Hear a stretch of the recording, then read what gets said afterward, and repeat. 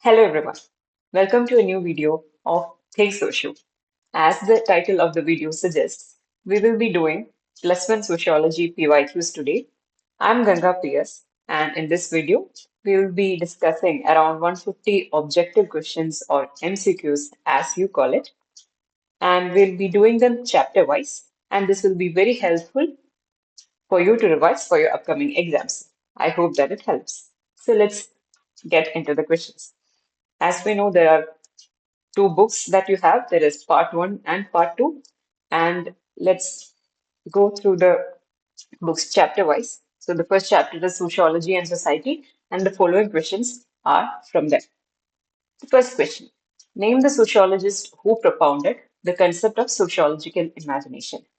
This is a short question, and if it comes, you know what the answer is. We have learned it in the first chapter itself. The first author that we come across in our sociology textbook is whom?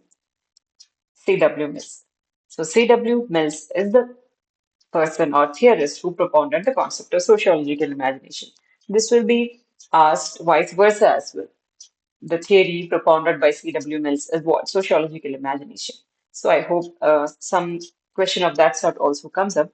So that's the first question. And who is known as the father of sociology? From among the options, who do you think it is? Auguste Comte, C.W. Mills, Karl Marx, and Durkheim. We know that Karl Marx, Durkheim, and Weber are very known, very heard about scholars because they are the classical thinkers. But who is the father of sociology? There's no doubt about it. The father of sociology is Auguste Comte. So make sure that you have these names by heart, or you should know it.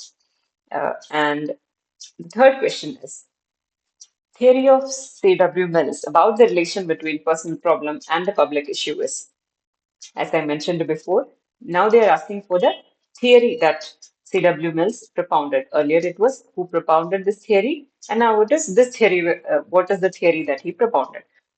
As we discussed before, the answer is sociological imagination. Now, give an example for the relation between personal problem and public issue. What could be an example? The answer is Indira Awas Yojana. This is from an answer key which was made by another professor, and it is up there in HSS Live website as well. Now, why is this example the answer? Indira Awas Yojana. So, Indira Awas Yojana is regarding giving house or shelter to people. Now, a house or shelter could be a very personal thing, but this is a public policy aimed at giving people that help in terms of giving them a shelter. So, this is a policy that kind of relates the personal problem and the public issue. So, that is why it becomes an example. You don't need to know this in detail, but please remember the example that is Indira Awas Yojana. Now, who is the father of social physics? Again, father of sociology as well as father of social physics is Auguste Comte. Who introduced the theory of social Darwinism? Theory of social Darwinism was introduced by Herbert Spencer. Please remember these names: social Darwinism, Herbert Spencer. You'll get them in match the following questions as well. Now, a European intellectual movement of the late 17th and 18th centuries. Or another question, the European intellectual movement which gave importance to rationalism. Both of these questions have enlightenment as the answer. So you need to understand what was enlightenment about, and because there could be a two marker or four marker on that whole movement as such, but make sure that you remember 17th and 18th century intellectual movement. Automatically you should connect it to enlightenment. And it was also connected to rationalism. So enlightenment is the answer. The Industrial Revolution began in which country? England. It's another easy one. It could also be asked as also be given in the option as Britain. Make sure you choose the option England or Britain. But remember that it began in England or the Great Britain. Who advocated the view that factories are virtually prisons? This view was advocated by whom? Karl Marx. Now, the study of production and distribution of goods and services is called. In the first chapter, there is a connection made from sociology to several other disciplines. It is in that section that economics is described or defined as the study of production and distribution of goods and services. So, when it involves production and distribution of goods and services, it is economics. Now, who studied suicide using a scientific method? Theory of suicide was given by Emily Durkheim, and he was the one who used a scientific method. So, this could be two different questions as well. Who wrote about suicide? Four types of suicide he wrote about. So, that could be another question. And who used the scientific method? That could be another question. Both of which the answer is Emily Durkheim.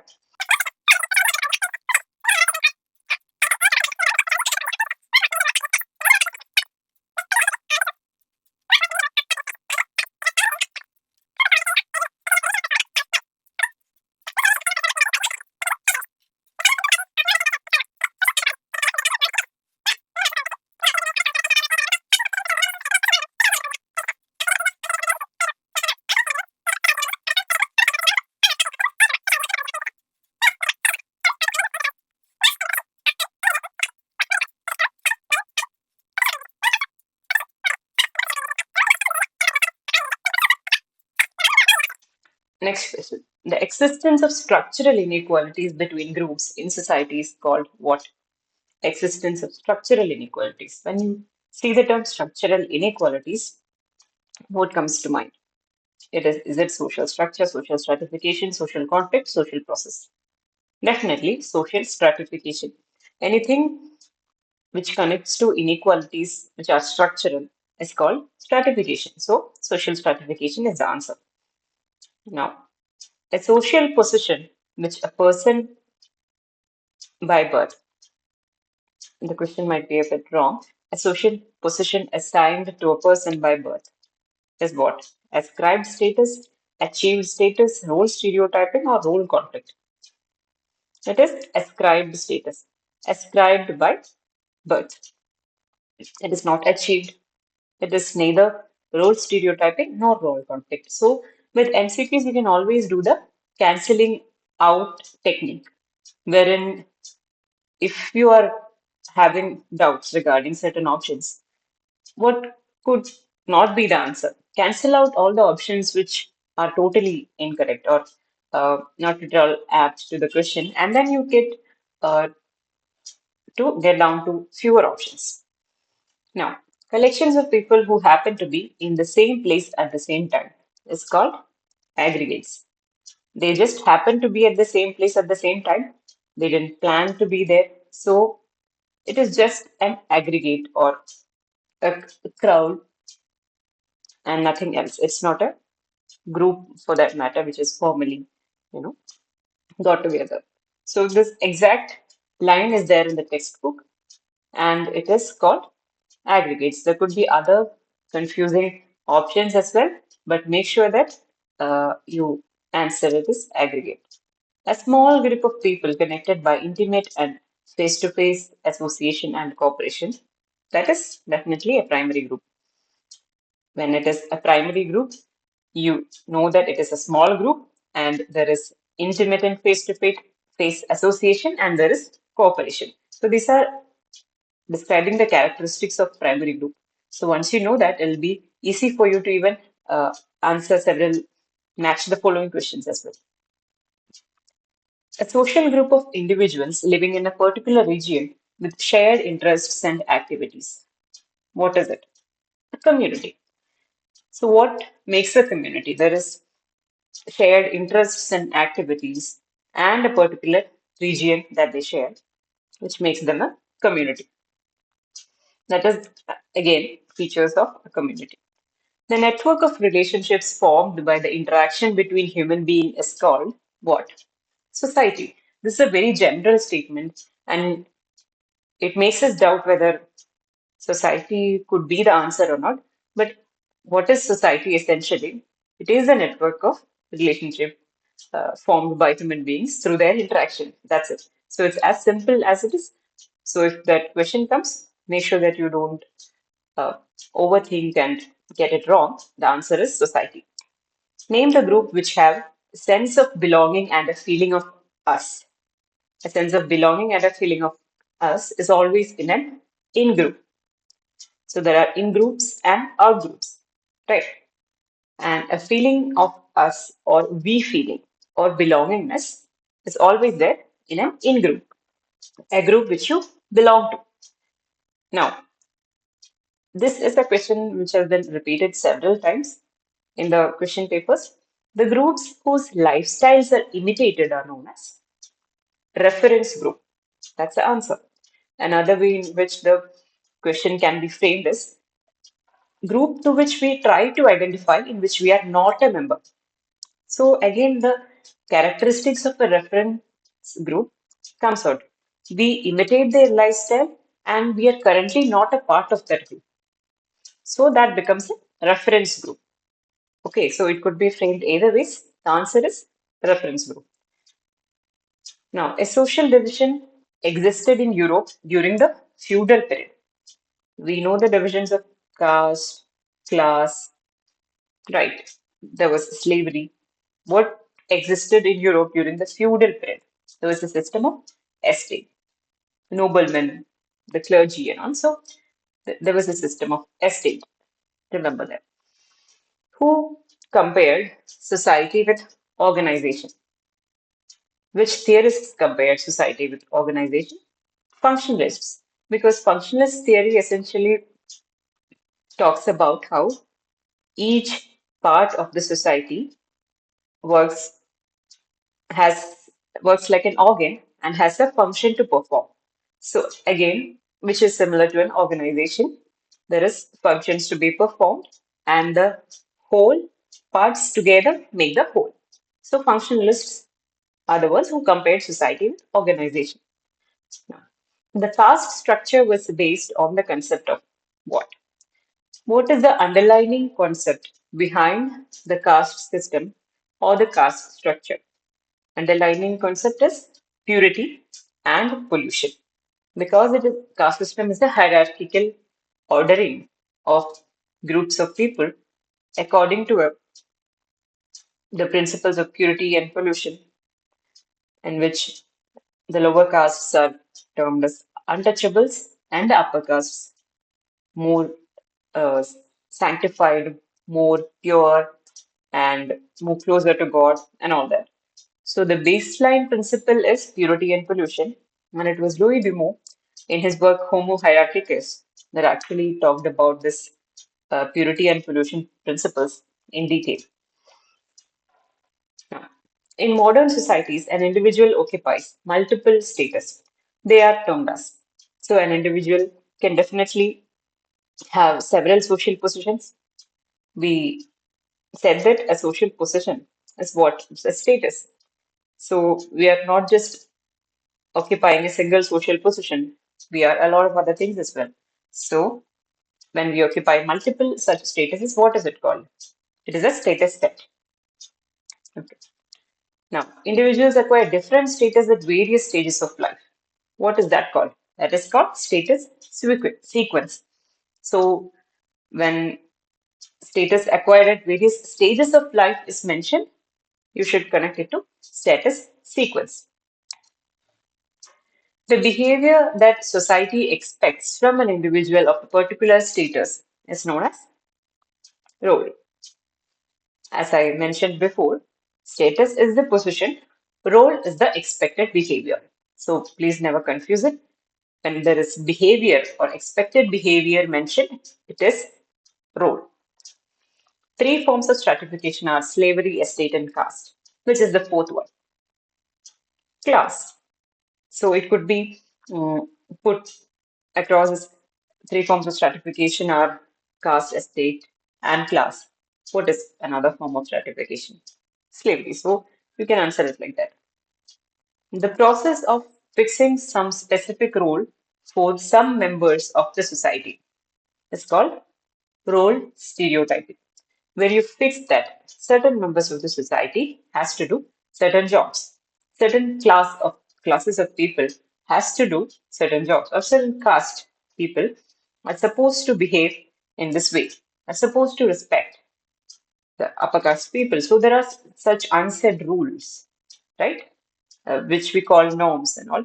And what is it? It is simply stereotyping a particular role to certain members of the society. So what is stereotype is always very far from the truth, and and which is why it's not right to stereotype. So the process of fixing that specific role is called role stereotyping. The term used to describe those outside the caste system. The people outside the caste system is called panchamas. So again, this word is mentioned in your textbook, and you will have to select that answer itself since it is in the textbook uh, as as it is. Cannot choose another word maybe. If there are options given, now I've only given you the answer to it because it is from a one word question bank kind of thing. It was not MCQ in the MCQ format. But if there are other options, make sure that you select Panchamas as the option. Now, another match the following question. Primary group, secondary group, in-group, out-group, peer group, and their characteristics are given in the B and C are the two columns. Large in size, V group, face-to-face, similar age, they group. Professional group, migrants, formal association, children belonging to a particular school, family. Now let's match. Primary group, face-to-face interactions happen. Family is an example. Secondary group is large in size, and a formal association is an example of a secondary group. In group is we group. There is a sense of belonging, there is a sense of us, and children belonging to a particular school might feel that like so we are all we are the same, we belong to the same school. Out groups or they group, migrants might feel that they are an out group because they are not part of that particular place. Peer group are of similar age, and professional groups could be another example of a peer group. Classify the following into appropriate columns. Face-to-face association, large in size, impersonal, cooperation, goal-oriented, person-oriented. How do we classify them? We classify them as primary groups and secondary groups and according to their characteristics. Again, another question on classifying these characteristics into appropriate columns. There is caste and class. These are all characteristics of caste and class. So we have to categorize them accordingly. Caste, purity, pollution, fixed hierarchy, ascribed and rigid. Class is open, achievement-based, flexible, and there is social mobility involved. Now let's start with the chapter 3, Understanding Social Institutions. Kinship through blood relation or common ancestry is called exogamy, endogamy, consanguineous, or affinity. Answer is consanguineous is the answer. Through blood relation or common ancestry, it is consanguineous. When it is through the process of marriage, it is affinal kinship, which is the basic unit of society, which is the most important primary group in society. Find the institution included in private sphere. All these questions are PYQs and they have the same answer, which is family. So you need to understand that if any of this question comes up, these are all our features of family or characteristic of family, being a basic unit, most important primary group, and private sphere institution. Give an example for female-headed household. Kolams in Maharashtra and Andhra Pradesh are an example of a female-headed household. Even there's an example of a tribe from Northeast, I guess, where when men used to leave, female group family members had to take up the charge of heading the household. The sociologist who showed that the number of joint families increased steadily in post-independent India is A.M. Shah.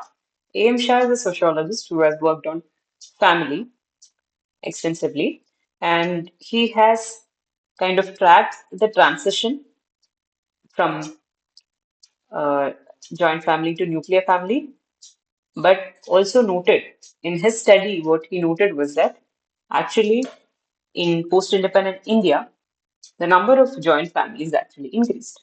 So, family-related study was done by A.M. Shah. Please remember that. Connections between individuals established either through marriage or through blood relationship is kinship. So here what they've given us, it could be either through marriage or blood relation. Any connection between individual, it is called kinship.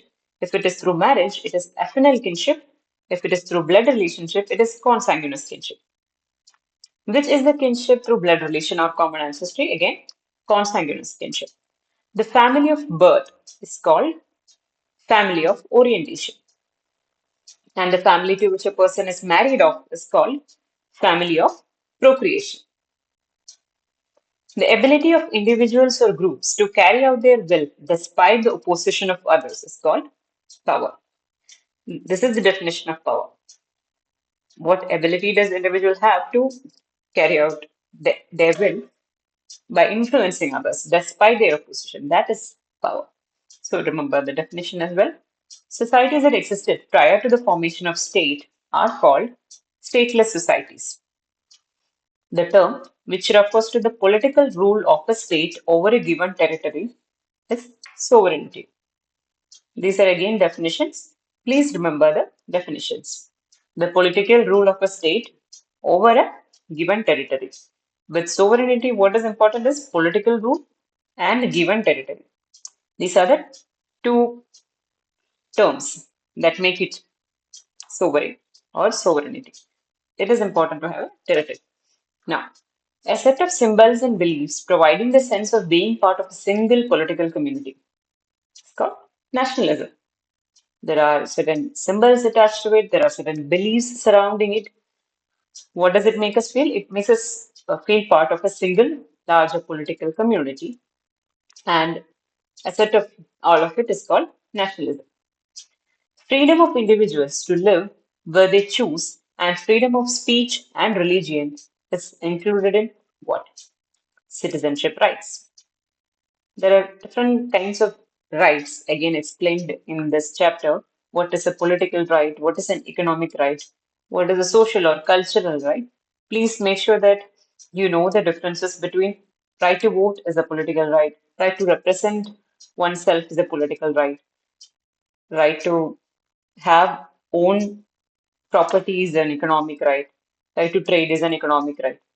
Then there are freedom of speech and religion, which are normal citizenship rights, or even you can call it social rights, but it's not a very strict category. But when you see the options, make sure that you differentiate between them and you choose the correct one.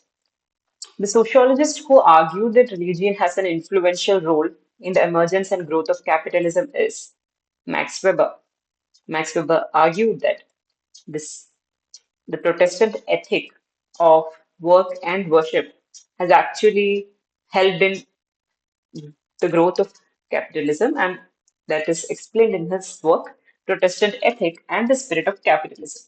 So that's his book. That could be a question. And he argued that religion has the role in the growth of capitalism. So the thinker is Max Weber. Coming to chapter 4, culture and socialization. Look at the MCQs there. The term culture is originated from the Latin word color. So make sure that you note these terms in the textbooks. Dash comprises inherited artifacts, goods, technical process, ideas, and values. What is it? Culture. Culture comprises of all of it. It is not just certain values or rituals that we perform. There are ideas attached to it.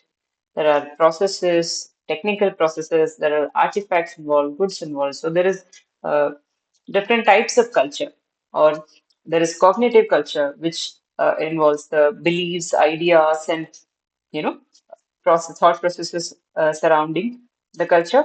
Then there is material culture, artifacts, and whatever our clothes or our representation, our day-to-day lifestyle, anything material that is involving in our day-to-day lives, that is culture. So culture comprises of all of it. Non-material aspects lag behind the material aspects when they fail to keep pace with the advance in technology. What is this called? This is called cultural lag. So when cultures transform, it happens that the non-material aspects of the culture lags behind and the material aspect improves first. This happens all the time. And what is it called? This is called cultural lag is happening. That the non-material aspects are kind of lagging behind the material ones. Dash is the application of one's own cultural values in evaluating the behavior and beliefs of people from other culture. What is it? Ethnocentrism. Ethnocentrism is the application of using our own cultural values as a parameter to judge another culture. This is what used to happen during the earlier fieldworks in social anthropology and all, when Western social thinkers or any Western scholars used to visit other places and see other cultures. When they used to judge those cultures, call them barbaric or savage or uncivilized based on their culture as a parameter, that is ethnocentricity. So ethnocentrism is the application of that. That is the process. The way in which societies change their patterns of culture is called cultural change. So some questions will be like direct, straight, and you don't have to think a lot about it. But how does societies change their patterns of culture? It is cultural change and nothing else. Who introduced the field of tradition in sociology? It was Branislaw Malinowski. Malinowski introduced field of tradition in sociology. Now, the process extending from birth to death of human beings. Yes, it is socialization. Again, another question that has socialization as the answer is which of the given processes is indicated by the story of wolf children of Bitnapur? So, in the textbook, there is a story of how two kids were growing up in a wolf cave and they didn't learn how to speak or stand like normal children do because they were emulating the behavior of the wolves who were taking care of them. So, what does this story indicate? The story indicates that we are not born like this. We are born and then we learn. So the process of learning from birth to death is called socialization. We see people and emulate their behaviors. We see people talking and we try to talk like them.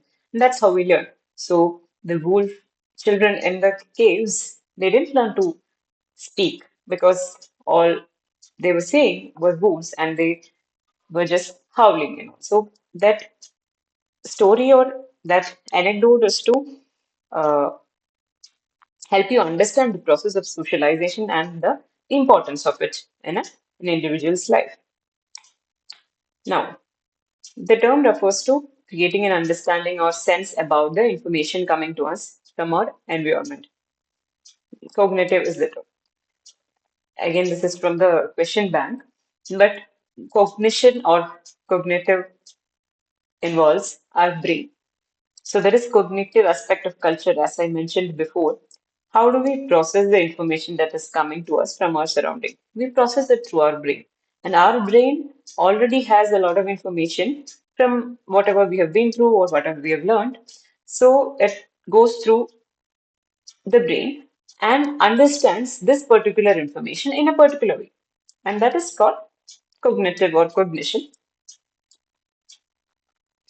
And next question is, which is the important agency of socialization? So the first and foremost uh, role of socialization is carried out by family. Now we have a match the following question. Rearrange columns B and C to match with column A. Cognitive culture, normative culture, material culture, cultural change, ethnocentrism. In column B, we have sense of cultural superiority, evolution assigning meaning, the rules of conduct, machines, etc. In column C, we have using Rice law to design column, Aryanism, not opening others' letters, recognizing the cartoon of a politician, and revolution. How do we rearrange them? So, cognitive culture. What does it involve? It involves assigning meaning to something. So, when we get an information, we assign certain meaning to that thing, and that is what cognitive culture involves. And that is how we recognize the cartoon of the politician. Normative culture involves the rules of conduct. There are certain unsaid rules in which we conduct ourselves. We keep our slippers or sandals outside our home, and out of respect, we touch elders' feet. These are all like rules of conduct. It is normative, not, you know, it is not a law or something, but these are just rules. And another example of that would be not opening others' letters. Why do we not open others' letters? Because we think that it is not the ideal thing to do, or we respect someone else's privacy. So that's not part of no. Material culture, machines are a part of material culture using rice flour to design columns. So when you say machine, it is not just you know modern technology or big machines that should come to your mind. Material culture involves machines as well, and this is also part of material culture using rice flour because rice flour is a material thing, and that is part of our culture. That's how it is connected. Cultural change, evolution is a cultural change. And revolution is again a cultural change. Revolution is a much more sudden and abrupt change, whereas evolution is a very slow and gradual process of cultural change. Ethnocentrism is the sense of cultural superiority, and Aryanism is an example of that. Let's look at chapter 5, which is research methods in sociology. A face to face conversation between the researcher and the respondent is known as case study, interview, survey, or fieldwork. Interview is the answer. Something that is unbiased, neutral, or based on facts alone, that is objective. What is the opposite of objective? Subjective. So, again, subjective is bias because it has our personal opinions uh, taken into consideration before we say something subjective. One major problem that affects the objectivity of sociologists is the problem of bias. So, what obstructs or what hinders objectivity? It is the bias that we carry. Sociologist has to look at himself and the research through the eyes of others. What is it called? It is called self-reflexivity. Self, I'm sorry, self-reflexivity.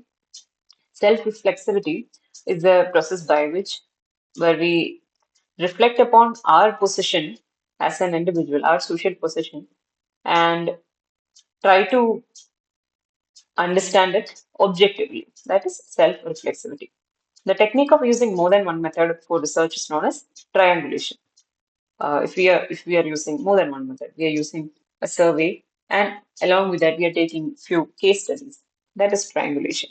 Okay, or some in-depth interviews. That is triangulation.